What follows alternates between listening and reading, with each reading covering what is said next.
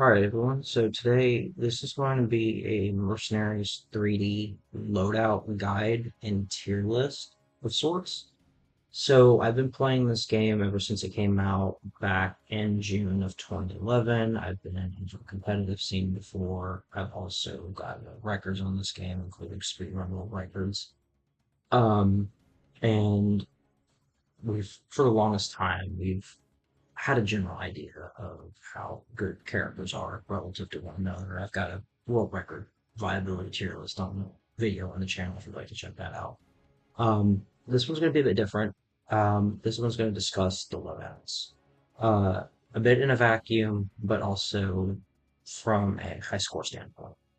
So to kick this off, we're going to go ahead and work our way from best down to worst, and I will give an explanation as for why each one is either good or bad or pretty in between.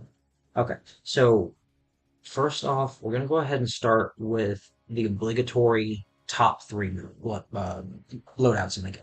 All right, so the first one I'm going to cover is berries. Berries loadout by far is has been consistently the best performance loadout when it comes to world records in general for most of the cast outside of Krauser's loadout.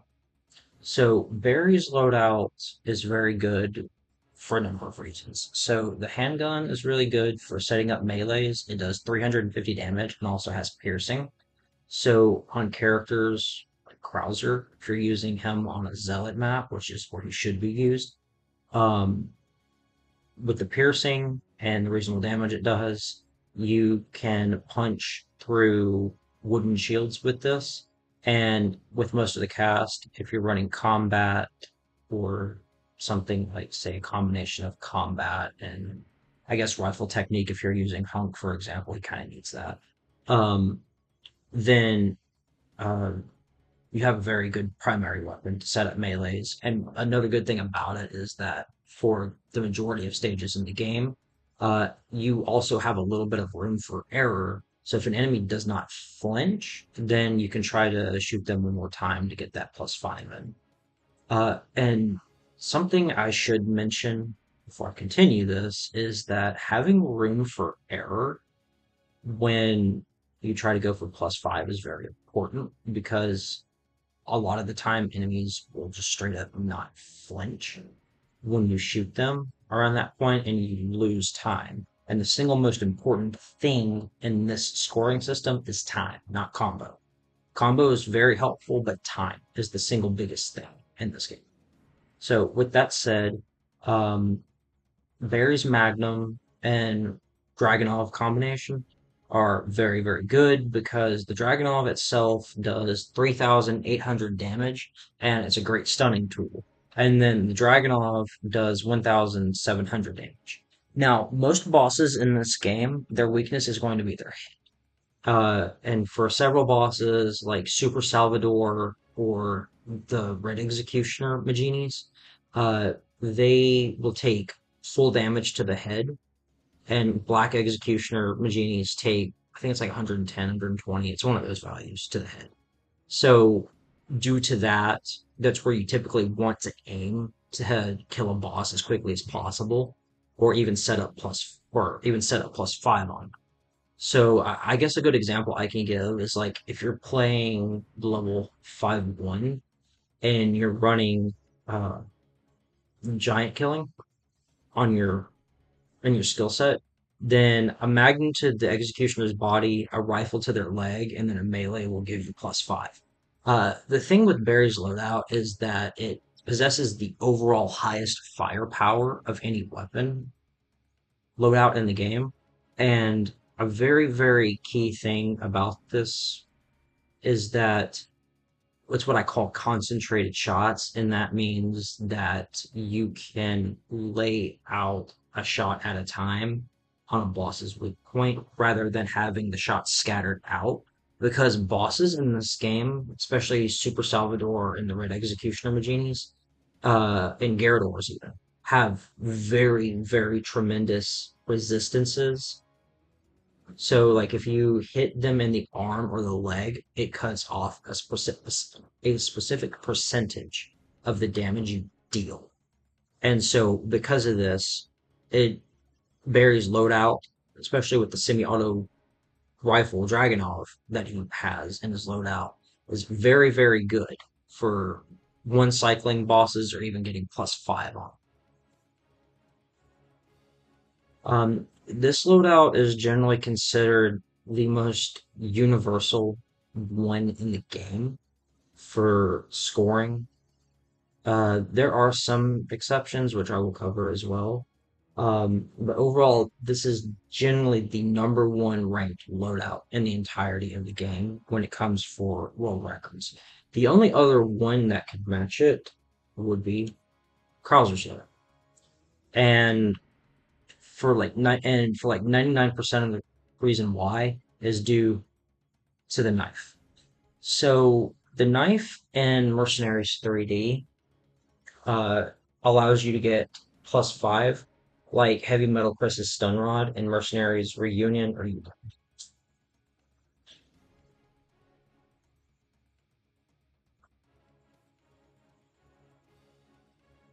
And so with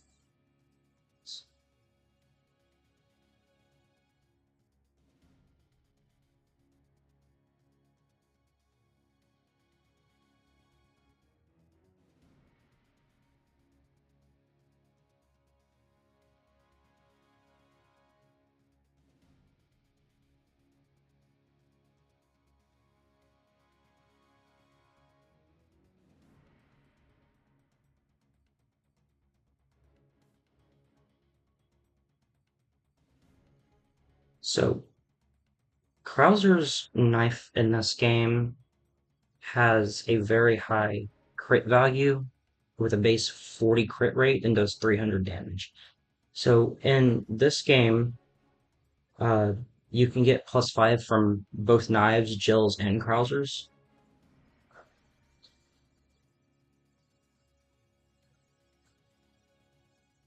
So the reason why Krauser's loadout is so good for world records.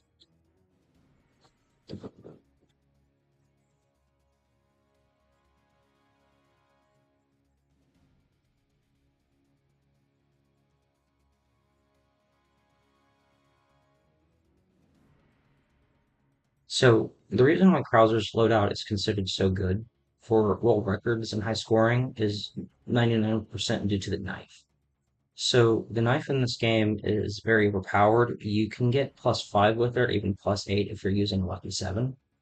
And so because of that, you can get kills faster than you could using melees. And that's due to a couple of reasons. There's no setup involved, so you don't have to shoot your target. And another reason why is you can max out the crit rate on Krauser's knife to 100, and you can get guaranteed crits with that.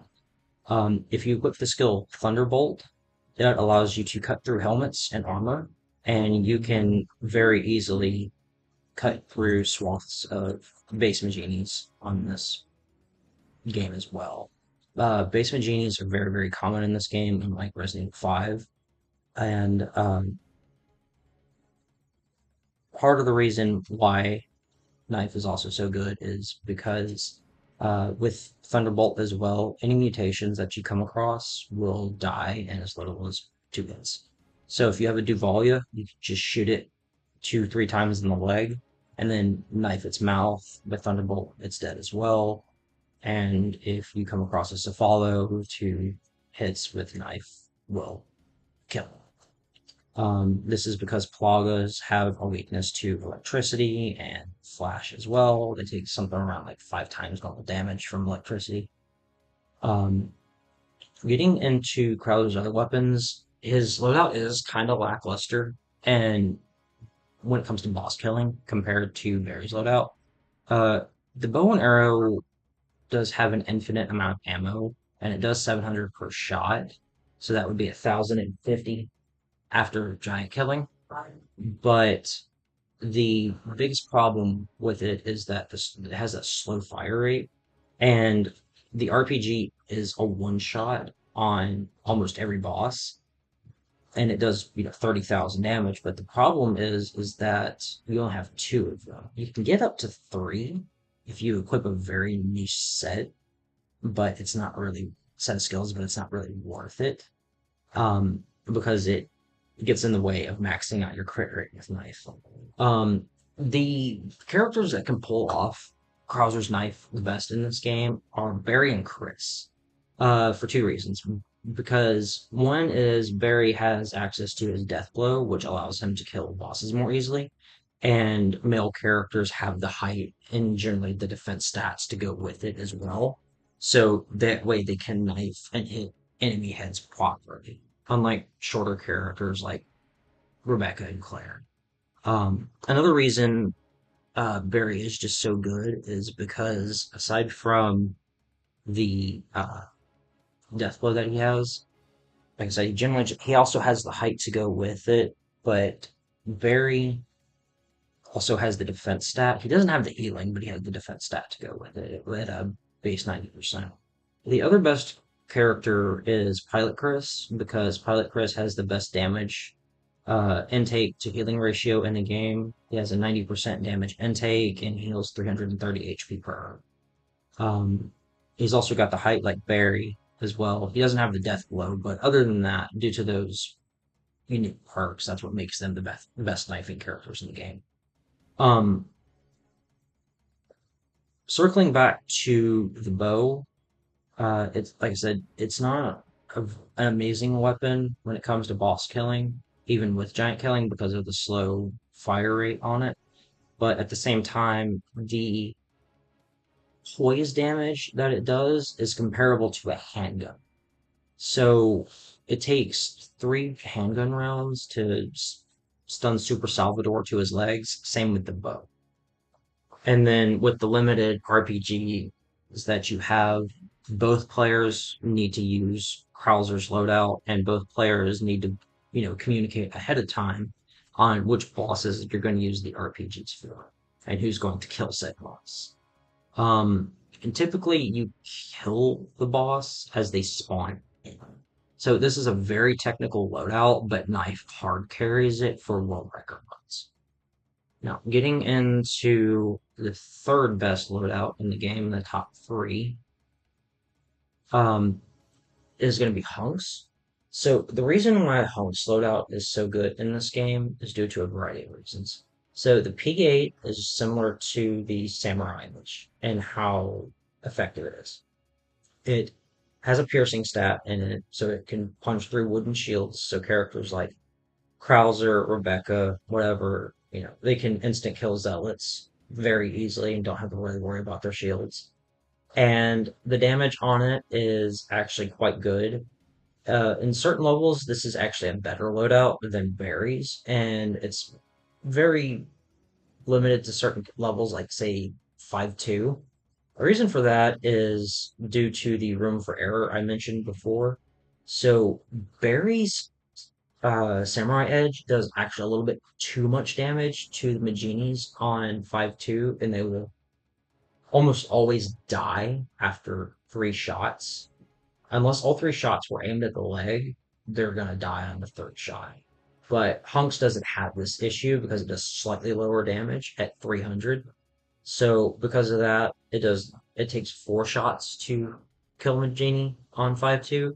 So if they don't flinch after the first three shots, then that's where the flash launcher comes in. Is the flash launcher is one of the best weapons in the entire game, like up there with Krauser's knife. That's how effective this weapon is, and the reason for that is because aside from the room for error mission thing I mentioned before, if you can't get that +5, just use a flash round. Don't aim it directly at the target. Just kind of aim to the side to catch them in the blast, and then just get the +5 that way.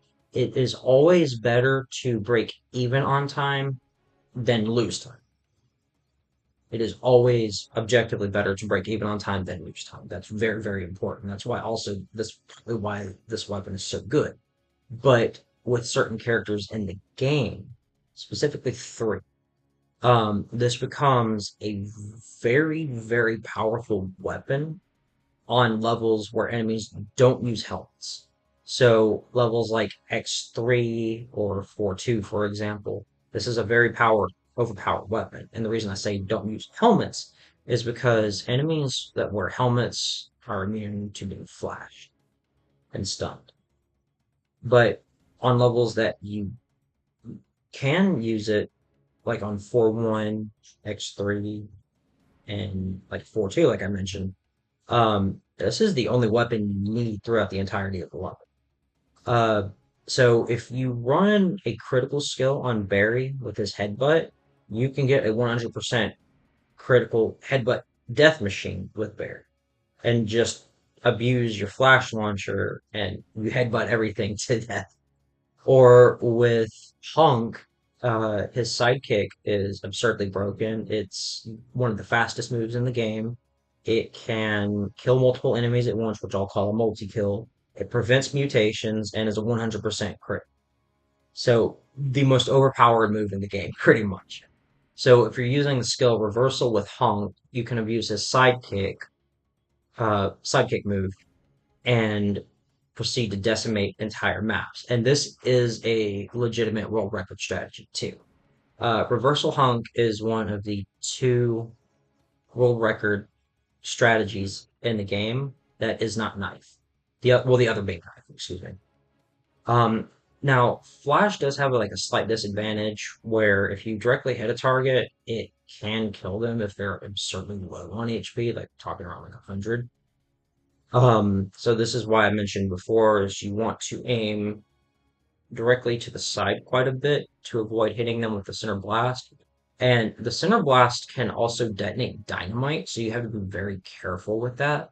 So if you see any of my runs using flash launcher, then you'll notice that I don't tend to directly aim at my targets if they have low HP, but rather off to the side to catch them in it. And then lastly, we have the AK-74. This weapon does 240 damage per shot as a magazine capacity 30. Uh, this weapon normally doesn't have an insane amount of damage per clip, but Giant Killing comes in and helps save it and turns it into a behemoth of a boss killer and an amazing tool to set up for +5. And what's also really good about the AK-74 is how well it synergizes with the P8. So you can use it to set +5 on practically any enemy in the game that's a Magini through damage. Zealots, their HP is rather high, so it's generally not recommended. But otherwise, against most enemies in the game, it has these three weapons have like a perfect synergy with one another, and they complement each other so well that you have a very powerful loadout and what it can do. Also, one thing I should mention is grenade launchers are ammo locked in this game, so you cannot get explosive or electric drops for a loadout that doesn't have it by default. It reduces the versatility of the grenade launcher in the game, but it's also very helpful for flash launcher because flash rounds, like I said, are extremely busted in this game. So with that out of the way, these are the top three loadouts in the game when it comes to not this one. Not this one. There's no way in hell I'm going to cover this or no way in hell this is a world record weapon, but I'll get to it in a little bit.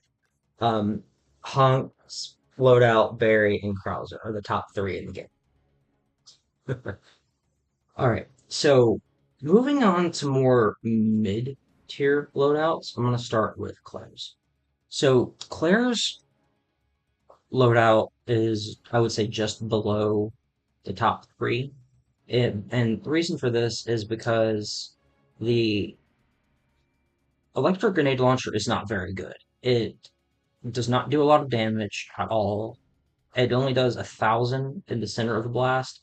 And because it tends to hit with body shots, you're not going to steal that damage because of loss hit zone resistances. So like it'll end up hitting their body and doing less, for example. It also has a serious lack of stun power compared to flash and explosive rounds. It does not set targets up to be meleeed, which is a huge negative. But on the plus side, it can be used on like 3x levels for Wesker to dash kill targets. And if you use it on a target that has a shield, like if you have to hit with the center of it, but when you get used to it, you can get free melees on shield enemies. So it has slight application. Now, the Matilda is a very powerful primary weapon to use. It does 320 damage and has the lowest crit rate of any handgun in the game at 5%. And it has the triple round burst. The triple round burst is very effective for stuns in this game. So, like for example, if I hit a red executioner with all three shots to the head, it will stun him, and he'll be in a position to where you can melee him or even do some more damage before you melee. Um, a a triple round burst will also stun Super Salvador in the legs. Any three handgun shots will stun him in the legs. It takes like two shots for any handgun to stun a Chainsaw Magini to the face, for example. So this is a very, very powerful stun weapon, like very, very powerful in my experience. And the triple round burst is very important for characters like Hunk. Because Hunk is an arm and head melee character, the low crit rate and the triple round burst on a few levels, like say X2, is going to be very useful for him. It's a very technical weapon because you have to learn to ingrain it in your muscle memory to make sure you don't hold the trigger for a triple round burst, but make sure you get two shots off on a target's arms, and then you do his back arm melee on him, for example. The low crit rate is also very, very good for Hung as a head melee character in Wesker too. This is a very effective loadout on Hunk and Wesker more than any other character because they get the most benefit out of it. And then the PSG-1 is the lowest damaging of all the rifles at 1400 damage. Um, but just like Hung's loadout with how everything synergizes so well, the PSG-1 has a lot of stunning power to it.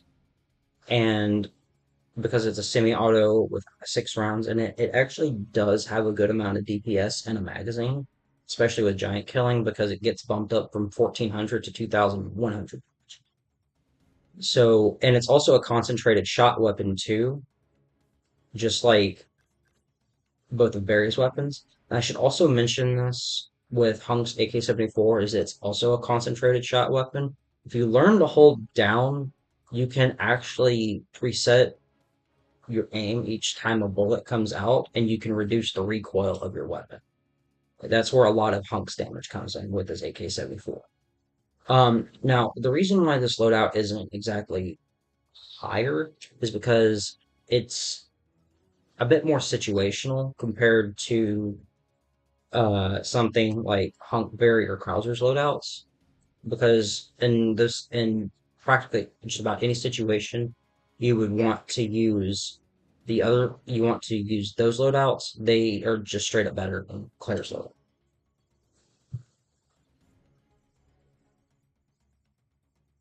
So, but there are some instances of where you're playing what's called the non-L7 format, which means you're not using the skill Lucky 7. And the skill Lucky 7 is what can give you +8. So there's a format for scoring called non-Lucky 7, which emulates Resident Evil 5 scoring. And we don't use the Lucky 7 in that format as the name suggests. So this loadout here actually has some kind of use for world records. Like on X1 with Wesker, it has, I believe it's the current world record still for non-L7. Now, this one is kind of a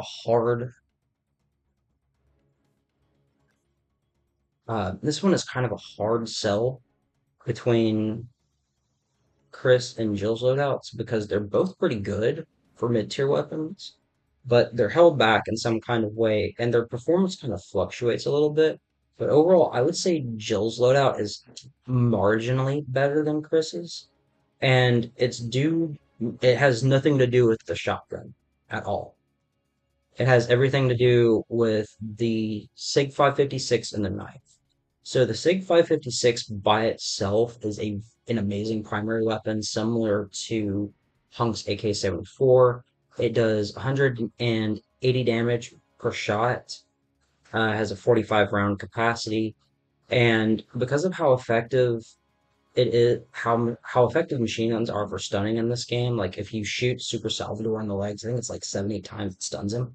And because, like I just mentioned a moment ago, if you hold down, you can minimize the recoil of each shot, and you can turn it into what I call a concentrated shot round. Start. And so, due to that, you have a very good DPS on a boss's weak point for damage output. And then the knife itself also does, I think it's 190 damage instead of 180. The problem with this knife here is that while it's fast, it only has a 12.5% crit rate and lower damage compared to Krauser's 300 damage and 40% crit rate knife. So you cannot max this knife's crit rate out. So it's best used for getting +5 um, when you know the target's not gonna when the target doesn't flinch and you know the next hit will kill them. So you just switch over to knife and get the +5 that way. So that way you break even on time rather than lose them. Um, so because of that, this knife is far, far, far more situational than Krauser's knife is. Because with Krauser's knife, you can just use it and just carry the weapon that way. Um, the shotgun is not very good. The only good shotgun in this game is Wesker's with the default stats. The M3 and Chris's M37 both suffer from the issue of a slow fire rate, and because they're not concentrated shot weapons, which means they suffer from a spread that goes outwards, the M3 can even miss one of its shot, one or even two of its pellets, and because it also spreads out over an enemy's hitbox, you'll end up hitting various things like their arm, their legs, and whatnot as you try to increase your damage on them.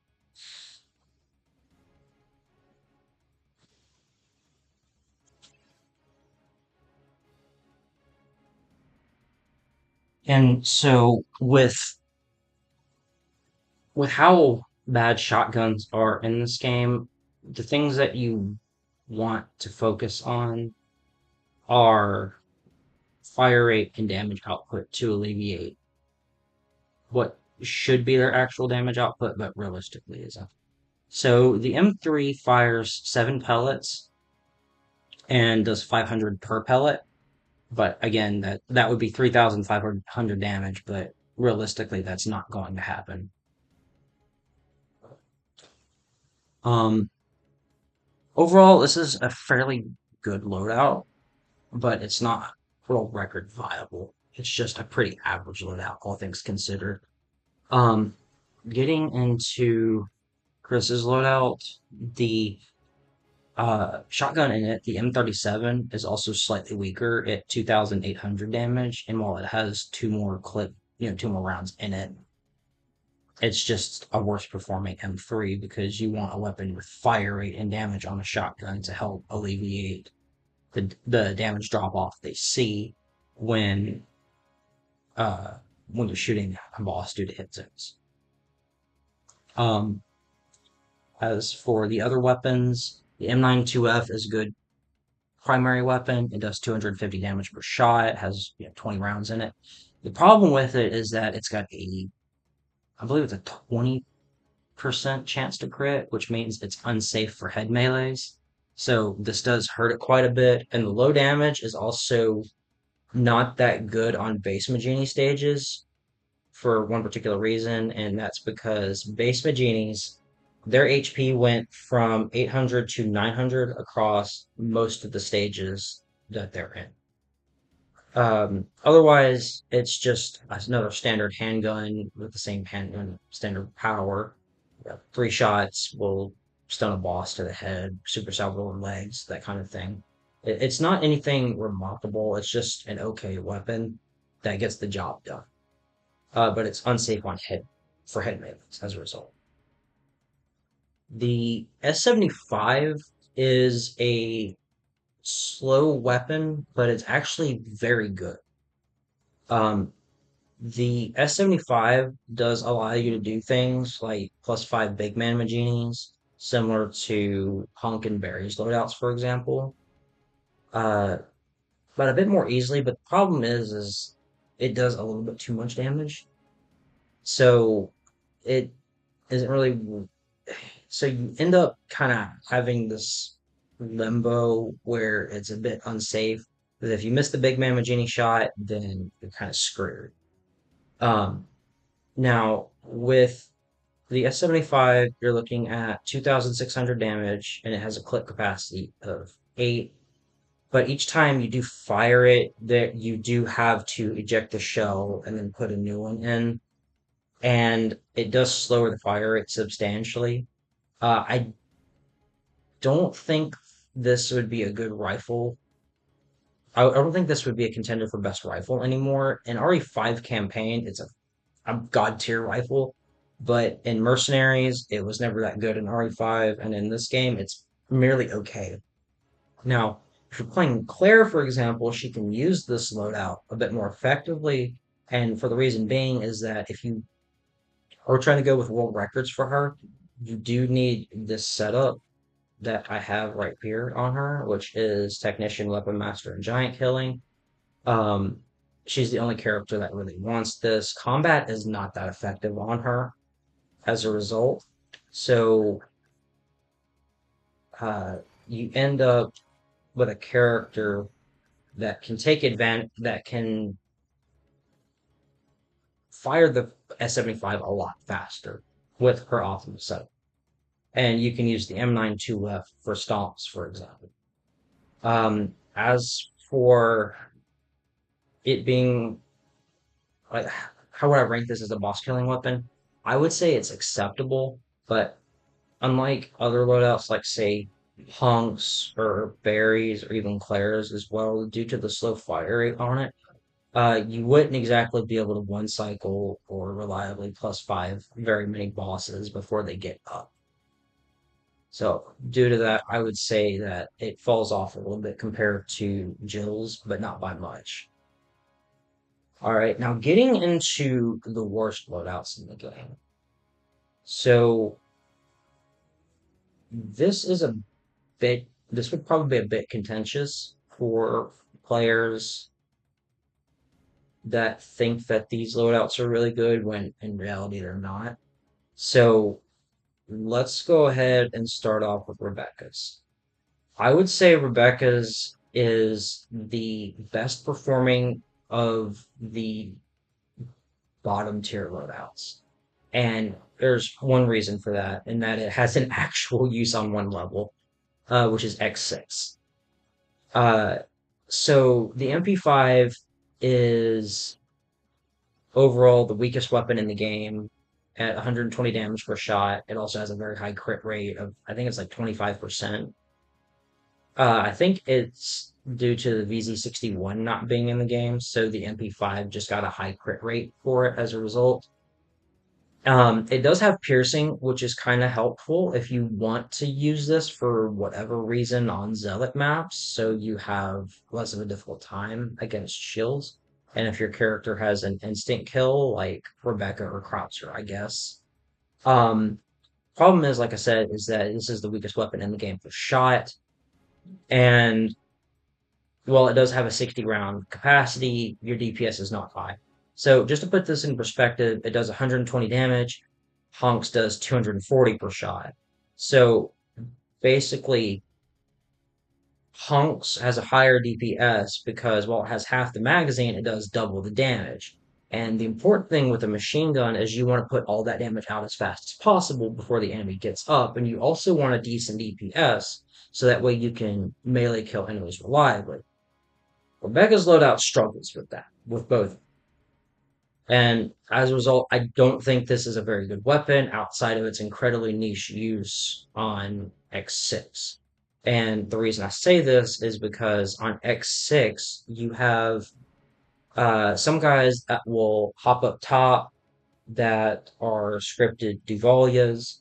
Every single RPG enemy and shield enemy on X6 are scripted Duvalias. They mutate after they receive about 300 damage. There's a few exceptions, like very, very few exceptions at the start of the level to this rule, but other than that, you have two bullets of room for error in order to prevent the mutation, which is very important on this level because if you don't get the +5 on the enemy, then obviously it's going to take a lot longer to kill the Duvalia, and you end up losing out on time as a result. So that's just that's the one thing where this weapon shines with the low damage is characters with instant kills on X6 are very, very useful with it, pretty much. Now explosives in this game are actually buffed from RE5. So the center hitbox uh, and splash damage function like an actual grenade. In RE5, it could even take like 2, 3 rounds to a black executioner to stun them with an explosive round with explosive rounds. And the center hit did 1,000 damage, but it did not have the instant kill hitbox that grenades did in RE5. But in this game, they're quite literally grenade launchers, and they have the exact same stats as a normal grenade. Now this is a bit both of a buff and a nerf. So the buffs are that if you can hit a boss's weak point, you do with the center hitbox, you do more damage, but that's very inconsistent for one.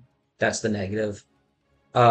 The other negative is that the splash damage was increased to 1,000, and so enemies wouldn't that would be able to survive the splash damage before, now they can't.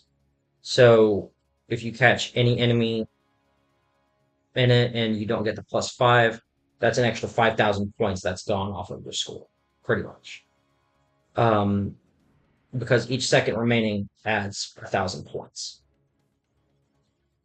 As for the last buff, it kind of got the the center hitbox is now an instant kill. So if you aim at a Duvalia's legs after it starts walking, and you have to wait till it starts walking for it to work. But if you aim at a Duvalia's legs with the center hitbox, boom, it's instantly toast. So it has more flexibility, sort of.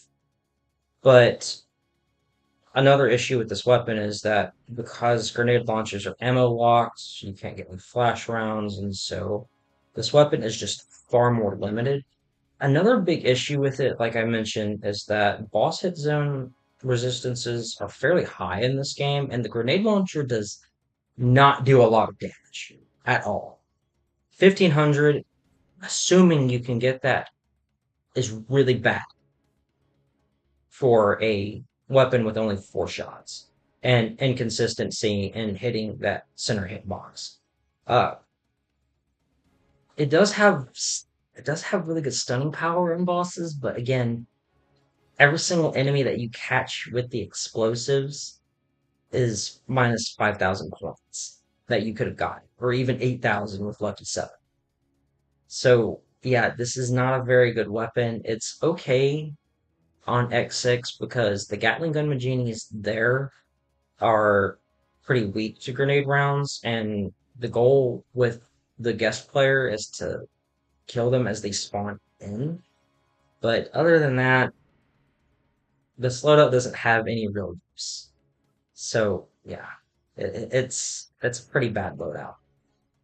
If I had to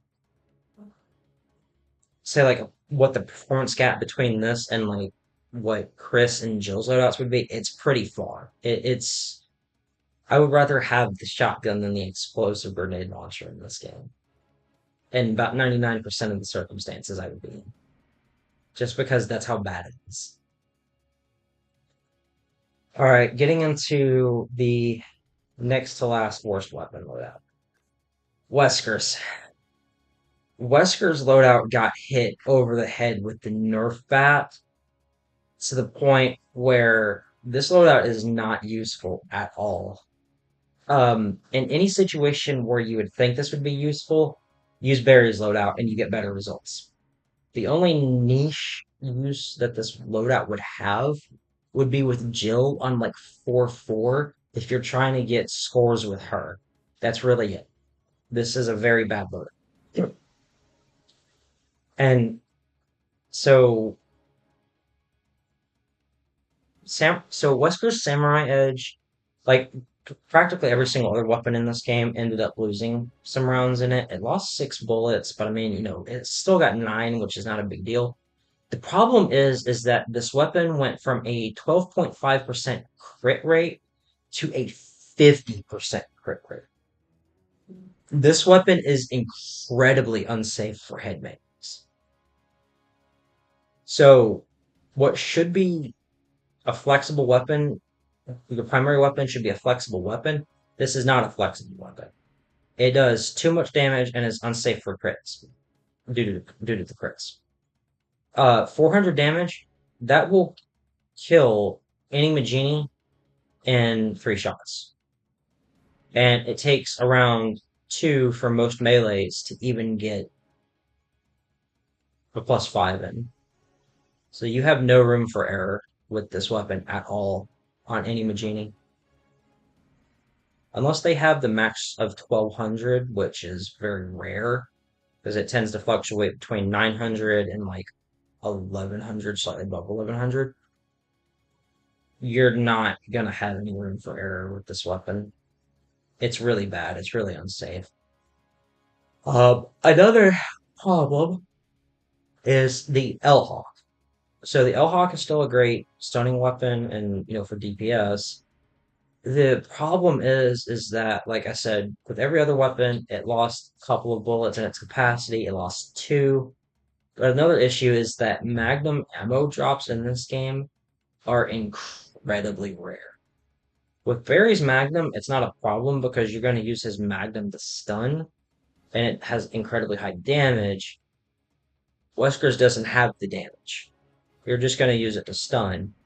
But assuming you use it to stun, the problem is coming off of it is the Hydra, while the best shotgun in the game, is not comparable to the Hydra. So, and this sounds bonkers, but in practice and in theory, over the last 14 years since this video has been made, the Dragunov has proven itself to be an objectively better weapon than the Hydra. The Hydra lost half its capacity in this game, and the spread on it is just so much worse. So, and then on top of that, bosses also have higher hit zone resistances in this game compared to RE5. So, because of that, the Hydra lost sustained damage over time, which was an important thing that Wesker's Hydra had in RE5 was because it had 6 shots. And while the damage is the same between both games, what you should be killing in this game, you're not killing compared to RE5. So a good example would be the red executioners in this game. Because the spread is so much worse, and red executioners also have much higher hit zone resistances in this game. Like on X8, you're even with giant killing, you're more than likely not going to be finishing off the executioner after a magnum shot that stuns it, and then the three follow-up shots, even point blank with the Hydra, will just more than likely not kill it. Part of this is, like I said, not only just due to the spread, but even if you have the barrel of the Hydra itself inside the boss's model, you can still miss shots of the Hydra, even though it does an astonishing 7,000 damage. problem is that a lot of those pellets are straight up not going to hit due to these issues because it shoots 14, and that spread is really ridiculous. And like I said, you could have the barrel inside the boss's model and the shots would still whiff. I'm not sure if it's due to the frame rate of the game, which could very well be the issue, but overall, the Hydra it's still a good weapon, but it's just not up to snuff that it was in RE5 due to all these factors. And to make everything even worse about the slowdown, it cuts your healing by 50% when you just use this. So this loadout is not only heavily nerfed and unsafe and just bad compared to Barry's loadout, but it cuts your healing by 50%. There is never a situation you want to use this loadout seriously, unless it's like on 4-4 with Jill, for example. And the only reason it works on her is because the handgun does have two bullets of room for error on the Maginis if you shoot them in the legs on 4-1, and Jill's front leg melee generally isn't strong enough with Barry's loadout because it also hits low on the legs, which means that you're only doing 90% normal damage. So Wesker's loadout helps alleviate this with her, but otherwise it has no use. And then getting into the worst mercenaries loadout, and probably, if not one of the absolute worst ever created in mercenaries history. So I have my fingers dipped in pretty much a little bit of each Mercs community. I know which characters are objectively the best for like high scores, world records, which are the worst performing characters, which are like some of the best performing loadouts.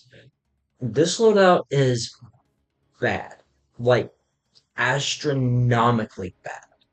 Okay, so you don't have a third weapon, which is already an issue with it. Okay, so let's start off with the handgun. Okay, the Red 9. The Red 9 only has three bullets in it and an absurdly long reload time. Okay, these are the default stats.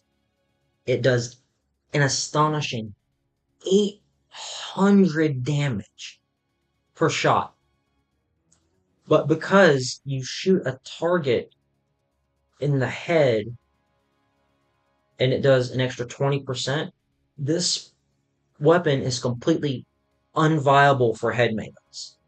And that staggering damage that it does not leave any room for error, even on zealots with their 1,700 HP on the X levels.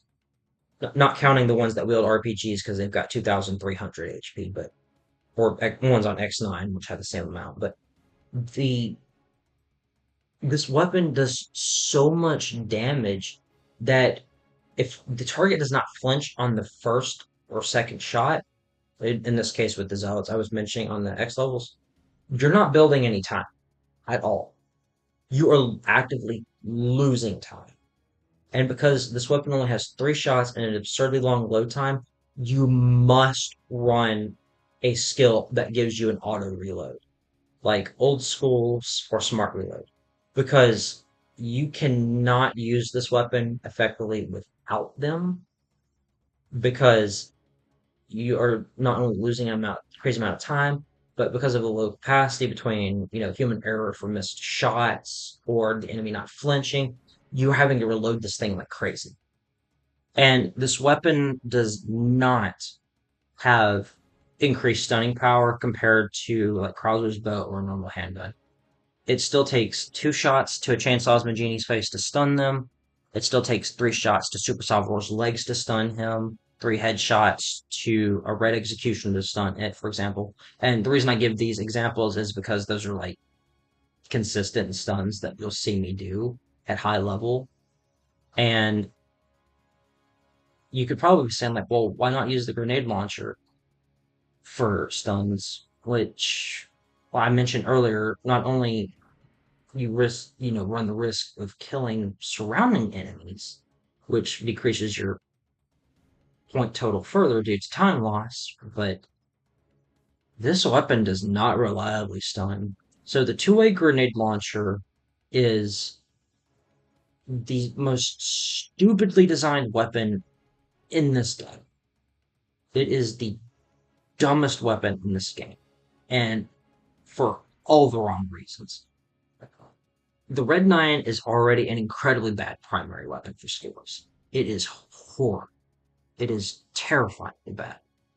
And it does not have a third weapon to help alleviate this, like Stun Rod, for example, where you could shoot them once and then Stun Rod them to get +5, for example. Okay? The two-way grenade launcher is a terrible weapon in so many ways. And I'll list them. So just like Rebecca's grenade launcher, you can still wipe out like Faga's and like Duvalia's if you aim at the legs, blah blah. The problem is the aim on this weapon. Because the nozzles are in like a V shape, the farther out you are from your target, the farther out the shots go from one another in a V shape. So it's incredibly inaccurate. It is terrifying and horribly inaccurate. And the problem with that is that it does not stun bosses as a result. The reason for this is the splash damage does not stun them. It's a direct center hit. So because the aim is so bad on this thing, if you want to stun a boss reliably, you have to aim one of the nozzles directly at the boss, and then you have to account for the other nozzle shooting the other grenade round that might kill enemies, or you might stun from it, or even hit yourself. Which circles back into another issue with this weapon, is the damage. Rebecca's grenade launcher is already really pathetic in terms of damage and killing bosses as is, if they're not a Gatling gun machine. This weapon takes that to an extreme. Because you're not hitting bosses consistently with splash damage, and it also has a hard time directly hitting a boss's weak point, you're not getting those concentrated shots in. So, like, if I'm using this against a boss, like Super Salvador, when he's rampaging at me, I'm going to shoot it at his legs. Problem is that by shooting this constantly at Super Salvador's legs, I am not only mitigating my damage a whole lot even further, but I'm more than likely just hitting with the splash damage, not the center hitbox. So the damage on this thing is wildly inconsistent and very bad as a result. It's awful. And to make things even worse on top of this, to actually effectively maximize this weapon and use it, you have to be close to your target. Close. So if you want to stun and get that maximum DPS on your target with like a boss, then you have to be within a certain distance so that way the shots aren't too spread out. And you can try to hit with the splash damage as much as possible, not only to stun, but to get the maximum DPS. And by doing so, you not only open yourself up to flinching even more from your own explosion, but you also increase the risk of hitting yourself. The best way to think of this quite literally is an explosive shotgun, is what it is. That is quite literally what this weapon is an explosive shotgun. And that goes against every single principle of what a shotgun is. And again, and just circle back into the issue with this weapon, because it's, locked to explosive rounds, and you already have the issue of Rebecca's grenade launcher, hitting other enemies and you lose +5. This thing is shooting 2. So that explosion radius is going to be twice as big now, so you're losing even more. And this weapon also has an absurdly long load time, so there's quite literally no use for this weapon, period, at all. Even like the bottom tier weapons like Rebecca and Wesker's have incredibly niche use. This has quite literally no use whatsoever at all. There is not a single world record that uses this weapon outside of maybe the speed one, but again, or but again, this that's still up for debate because we're still labbing out a few things, but I don't think you will ever find an actual use for this weapon. We have tried things um like on 4-3 for example, with Dash Wesker, but like you use the red nine, shoot a target in the torso, dash kill them with Wesker. No, it soon got beat out by Rebecca's loadout shortly thereafter for non L7. So yeah. And if you're playing Lucky 7 format, then you're gonna use knife for that level. So yeah, there's literally no use for this weapon. Even Reversal Hunk is better on 4-3 than this ever will be. There's quite literally no use for it at all. Um, now, if there are loadouts I would recommend to players based on character and stage, um, it depends on who you're using. With Chris, you could use Krauser's loadout and you practice your knifing with him since he's one of the two best knifing characters in the game. Or if you're just going for normal melees, use Barry or Hunk's loadout. Both will work. If you're using Jill, outside of Wesker's incredibly niche use on like 4-4, for example, her best loadouts are both Barry and Hunk's as well. Rebecca is the same story. Barry and Hunk. If you're playing Claire, however, um, I don't think there's ever a situation where you want to use Barry's loadout for her because she's actually a ground melee only character, and Hunk's loadout is her best for that. As for Hunk, you have a few options depending on the level. If you're playing something like X2, you could use Claire's for the double shot action to get neck slicer kills or head melee kills with him. Um, you could also use his own loadout on specific levels like 5-2, or you can just straight up use Barry's loadout for the majority as well. Barry, again, this is very similar to Chris. You can use Krauser's for knifing. You can use his own loadout. You can use Hunks. Um, with Krauser, generally Krauser's best loadout is just Barry's.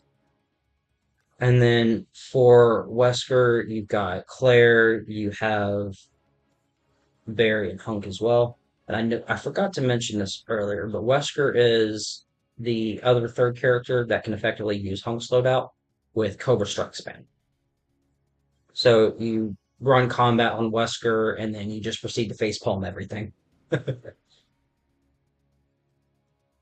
There are other uses for weapons like the Dragonov, for example, which I'll just show here. So if you are playing,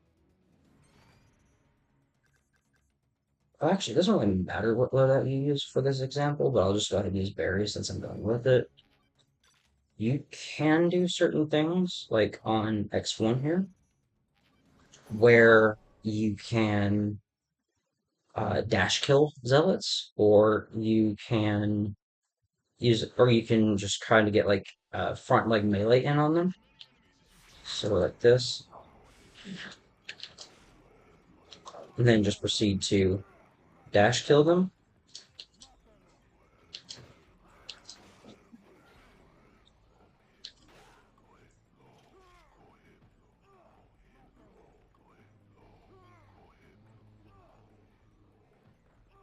That I know that was a really shitty multi-kill attempt, but um, you can do things like that.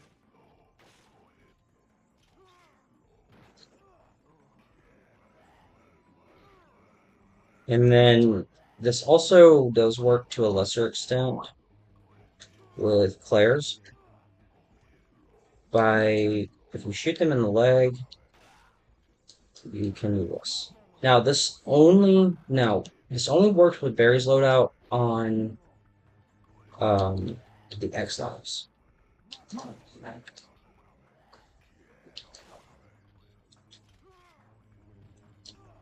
And you see I just got a plus 15 there.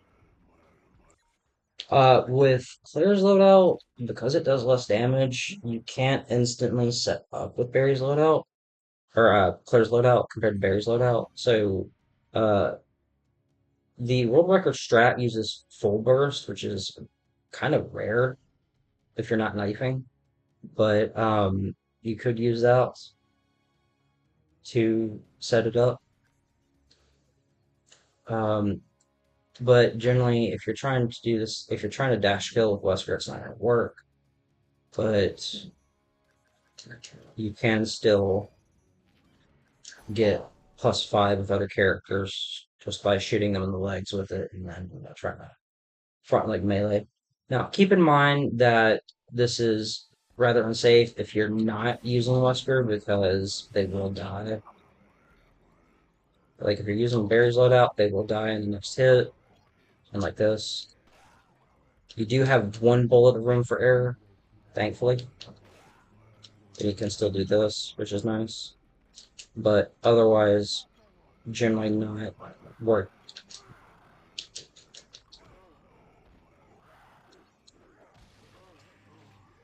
Because like